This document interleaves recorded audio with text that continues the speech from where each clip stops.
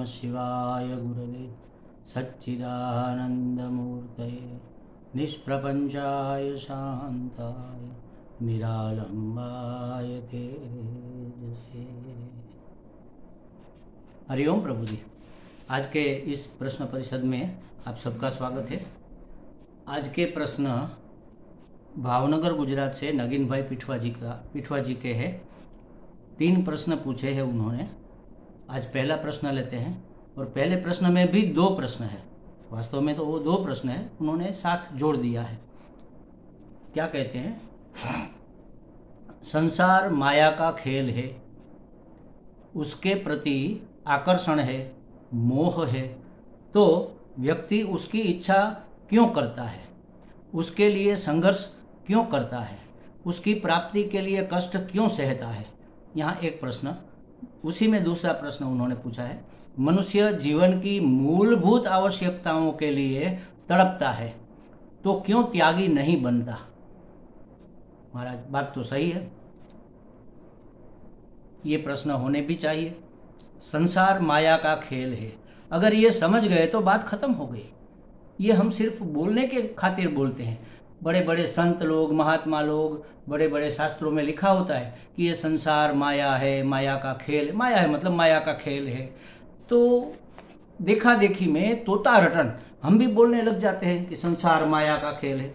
जैसे एक तोता हमने पाल लिया और सुबह शाम हम उसके सामने राम राम राम राम बोलेंगे तो वो भी राम राम बोलना सीख जाएगा। उसी तरह हम भी तोता रटन सीख गए हैं कि ये संसार माया का खेल है या माया है या मिथ्या है।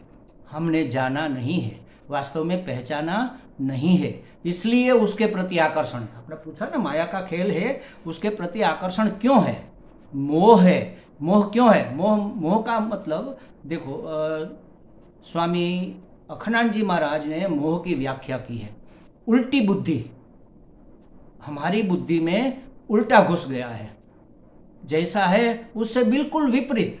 जैसे कि ये संसार मिथ्या है, मतलब कि अनित्य है, तो हमने मान लिया कि ये नित्य है, ये रहेगा, और उसी के लिए तो हम प्रयत्न करते हैं ना, संघर्ष उसी के लिए तो करते हैं कि जैसे पैसे हमारे पास आएंगे तो टिकेंगे। कोई टिकने वाला नहीं है। ये मेरा बेटा, ये मेरी बेटी, ये मेरी बहू, ये मेरी पत्नी, ये मेरे पड़ोसी, ये मेरे मित्र, ये मेरे बंधु हमेशा रहने चाहिए।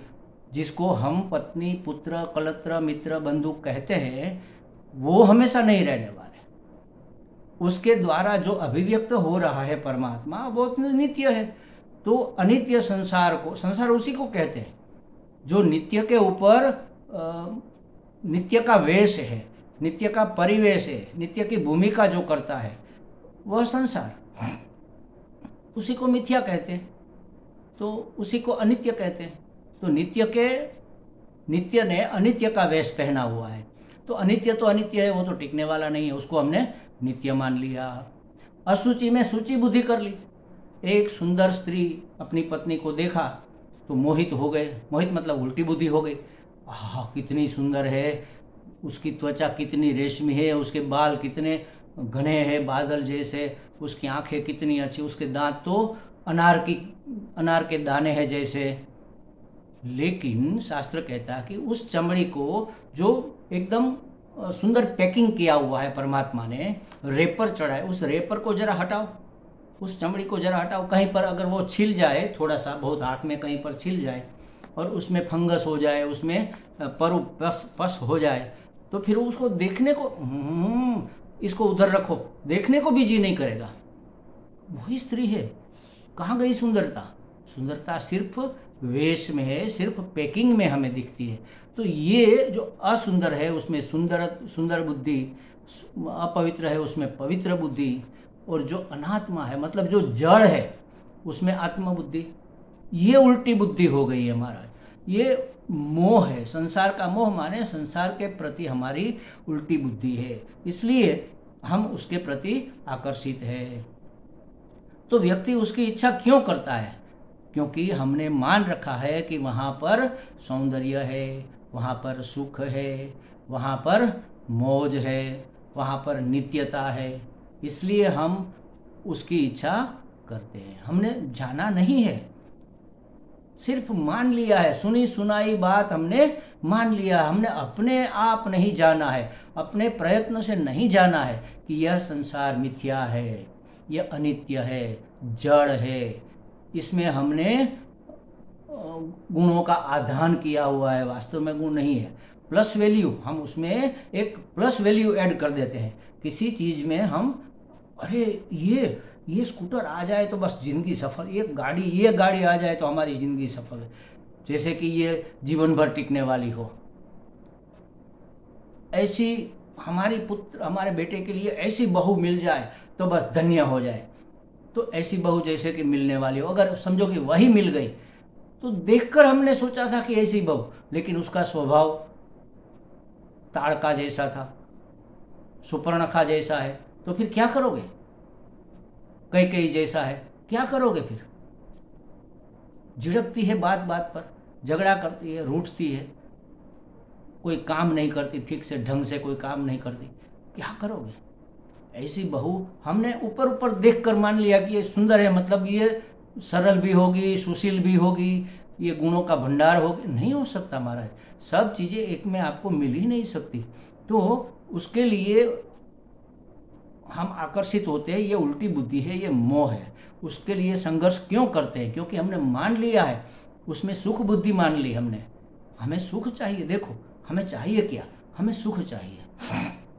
हर एक कार्य हम सुख के लिए करते हैं। तो हमने जिस चीज के प्रति मोहित हुए हैं हम, उसमें हमने सुख बुद्धि मान ली है।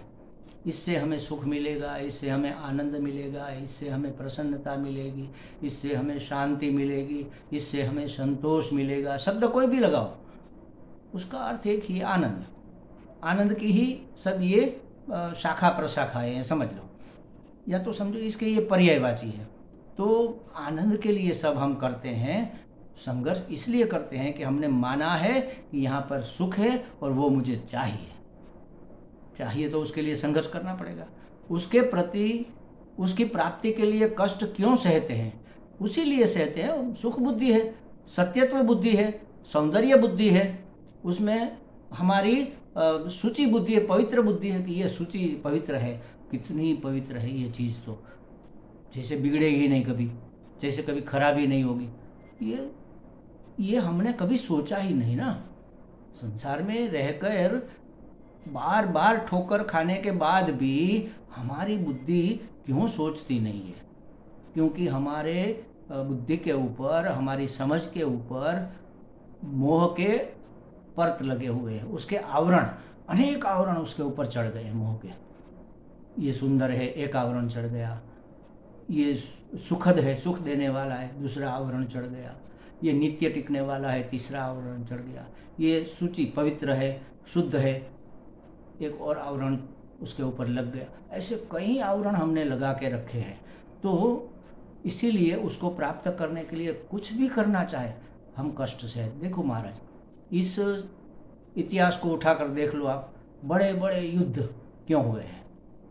संसार के लिए, सांसारिक वस्तु के लिए। हम गुजराती में कहते हैं जर, जोरू और जमीन, ये संघर्ष का कारण है। जर मतलब पैसे, जोरू मतलब स्त्री, और जमीन मतलब ये धरती। आजकल भूमाफिया लोग निकले हैं। तो इसके लिए सब संघर्ष, इस तीन चीज के लिए मनुष्य संघर्ष करता है। क्यों? क्योंकि उसके लिए उसके प्रति उसके मन में सुख बुद्धि है, सौंदर्य बुद्धि है, नित्यत्व। जमीन, हम कहते हैं कि ये इतनी जमीन, यहाँ से वहाँ लेकर वहाँ तक, ये जमीन सब हमारी। जमीन ने कभी कहा कि मैं तुम्हारी हूँ? आपकी पहले से थी?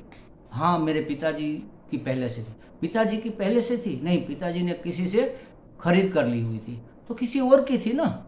वो जमीन आपके पास आ गई, आपके पास से किसी और के पास चली जाएगी, और से किसी और के पास। जमीन किसी की नहीं होती। ये चीजें जो है सांसारिक, किसी की हो नहीं सकती। हम कहते हैं मेरे पास, मेरे इतने पैसे नहीं कहते कि मैं तुम्हारे हूं। अगर वो कहते तो वो किसी दूसरे के पास जाते ही नहीं। हमने समझो कि 1 किलो टमाटर लेना है और 50 रुपये किलो हो, पता नहीं क्या भाव है, 50 रुपये किलो, हमने 50 रुपये दे दिए, टमाटर ले लिए। तो पैसे अगर हमारे होते तो वापस उड़ के हमारे पॉकेट में आ जाते, लेकिन नहीं आते। टमाटर अगर वो बेचने वाले के टमाटर होते तो उसके पास चले जाते, लेकिन नहीं होता। हमने मान रखा है, सिर्फ क्यों माना है? मोह, उल्टी बुद्धि। इसलिए शास्त्र जो कहता है, संत जो कहते हैं, उसकी बातें हमें माननी चाहिए, और माननी ही सिर्फ नहीं चाहिए, उसको अपने अनुभव से जाननी चाहिए। थोड़ा विवेक करके, थोड़ा सोच कर देखो कि क्या हमारे पास नहीं था। अरे महाराज, ये शरीर ही हमारा नहीं है ना, और की तो क्या बात करें। जिसको मैं कह रहा हूँ, मैं करके जिसका हम लालन पालन कर रहे हैं, वो शरीर भी हमारा नहीं है। पहले जवानी का शरीर कैसा था? इतना सुंदर, घने घने बाल, इतनी स्फूर्ति, इतना उत्साह, इतनी ताकत, इतनी क्या कहते हैं, तुरंत निर्णय लेने की शक्ति, डिसीजन पावर, सब चीज़ें हमारे पास थी। आज क्या रह गया? हम बूढ़े हो गए। न तो शरीर वह रहा, न तो वह बाल रहे, न तो वह दांत रहे, न तो वह समझ रही, न तो वह याद ही रही। बार बार भूल जाते हैं चीज़ों को। न तो वो ताकत रही, हाथ कांपने लगते किस चीज़ उठाने में। 5 किलो 10 किलो वजन नहीं उठा सकते, उस टाइम तो 25 किलो उठाकर फेंक देते थे।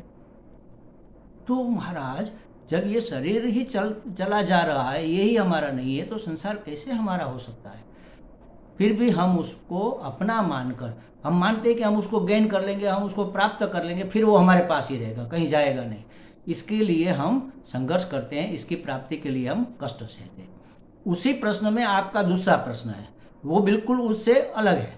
मनुष्य जीवन की मूलभूत आवश्यकताओं के लिए तड़पता है, तो क्यों त्यागी नहीं बनता? देखो महाराज, सबसे पहली बात तो ये है कि मूलभूत आवश्यकताओं के लिए किसी को तड़पने की जरूरत परमात्मा ने नहीं रखी है। जिसकी मूलभूत आवश्यकता है वो परमात्मा ने दे रखी है। हमें सांस लेने के लिए हवा चाहिए, तो है कि नहीं? हमें जीवन जीने के लिए प्रकाश चाहिए, मिलता है, मुफ्त में मिलता है। हमें पानी चाहिए, जल ही जीवन है, मुफ्त में मिलता है। आजकल लोग बोतल में बेचते हैं, वो तो हमारा शौक है, हम खरीदते हैं, वरना पानी कहाँ नहीं मिलता। आप बोर करो, वहाँ धरती में पानी है, डंकी लगा दो, पानी निकाल लो, नहा लो, खा लो, पी लो। बोतल लेने की क्या जरूरत है? आरओ प्लांट लगाने की क्या जरूरत है? लेकिन हमने मान लिया है बस। गाँव में जाओ आप, कहीं पर आरओ प्लांट नहीं लगा होता है, और फिर भी सब हेल्दी है, सब तंदुरुस्त है, किसी को चेप नहीं लगता, किसी को रोग नहीं लगता। लेकिन ठीक है, चलो वैज्ञानिक अभिगम है, हमने लगा लिया तो कोई बात नहीं। लेकिन ये सब जीवन की जरूरतें हैं, ये आवश्यक चीजें हैं। अच्छा, ये तो बाहरी स्थूल बातें हुई। वास्तव में जीवन की आवश्यकता क्या है? 3 चीजें हमारे जीवन में जरूरी है। एक तो हमें जीना है, कभी मरना नहीं है, ये हमारे जीवन की आवश्यकता है। तो कौन हमें मार डाल रहा है महाराज?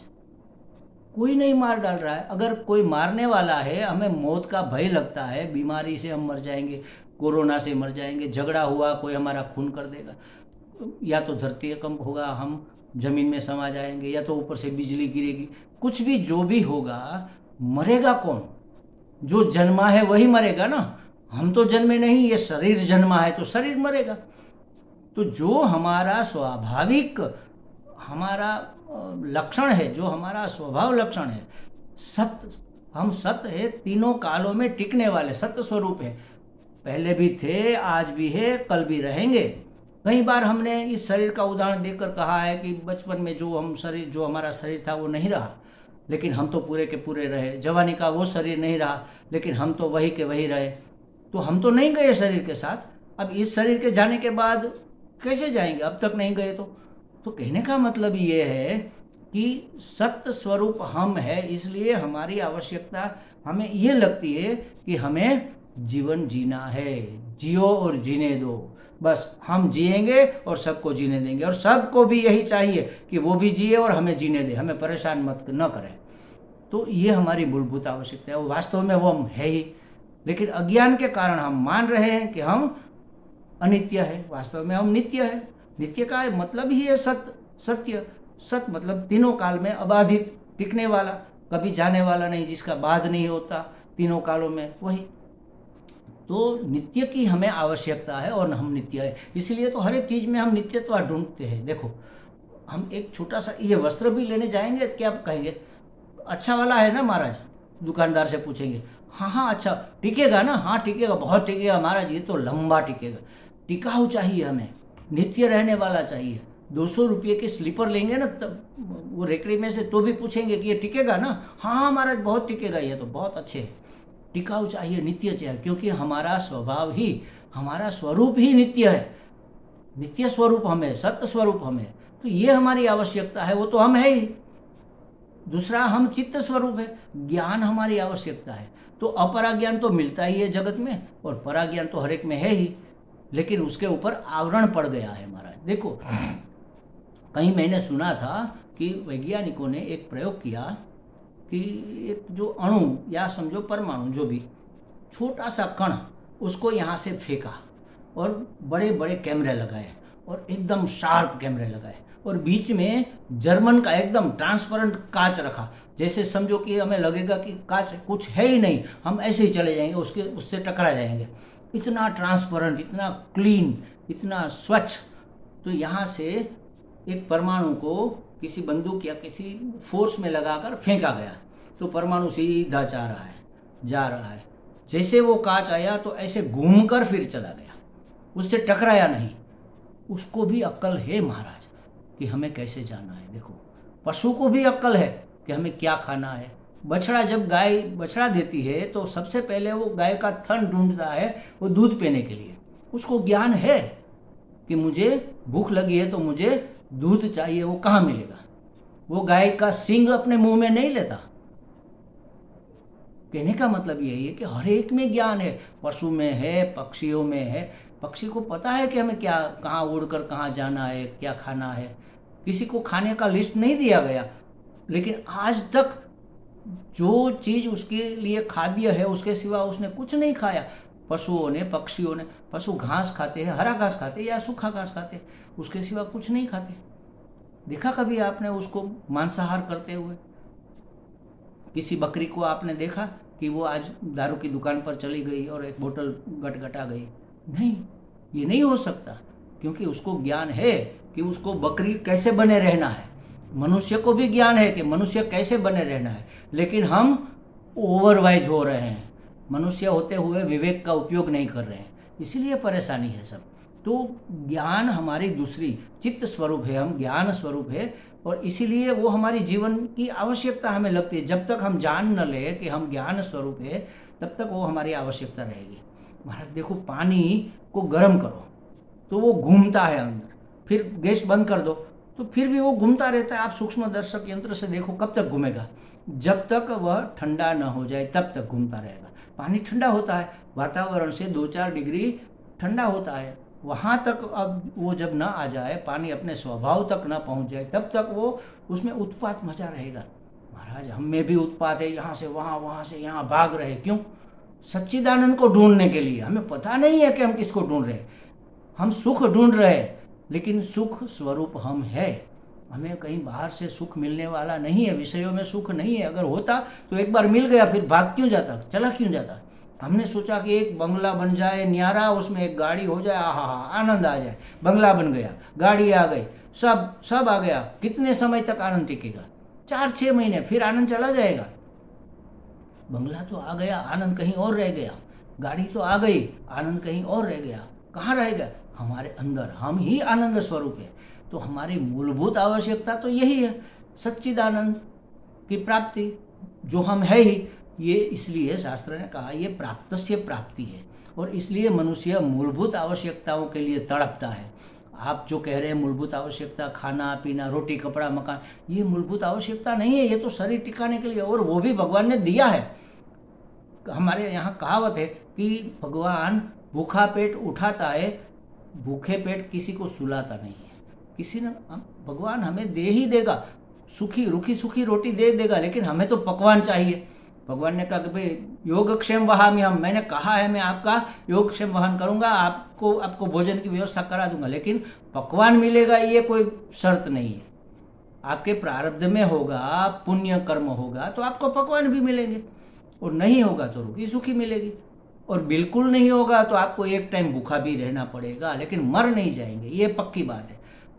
आज तक कोई पंखी आपने देखा कि वो भूख के कारण मर गया?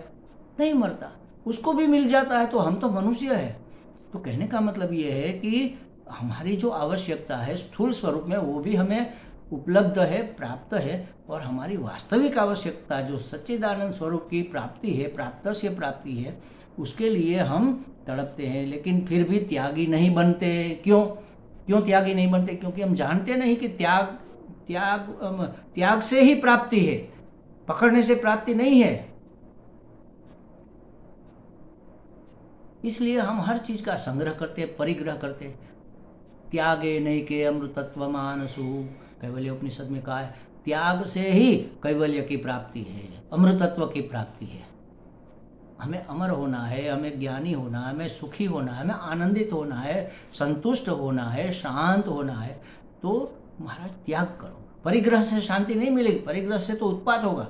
उसको इकट्ठा करना, उसका संग्रह करना, उसको छुपा के रखना, उसकी रक्षा करना, खर्च ना हो जाए, चोरी ना हो जाए, और खर्च हो गए या चोरी हो गई तो फिर उसके लिए भी उत्पात, हाय हाय मेरा सब चला गया, मर गया, अरे मैंने कितनी मेहनत से कम।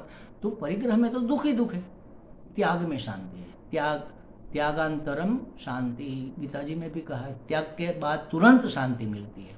तो लेकिन हम जानते नहीं है ना, इसलिए हम त्याग नहीं करते। जो जिसने जान लिया उन्होंने तो सब त्याग दिया, संसार का पूरा संसार, परिवार, मित्र, पुत्र, कलत्र त्याग दिए, धन दौलत त्याग दिया, अपनी फेम क्या कहते हैं उसको, अपनी कीर्ति, उसकी भी पड़ी नहीं है, और सन्यासी बनकर लग गए अपने आत्मचिंतन में। जिसको समझ आ गई, जिसमें बात पकड़ में आ गई कि त्याग से ही शांति, उन्होंने त्याग किया है।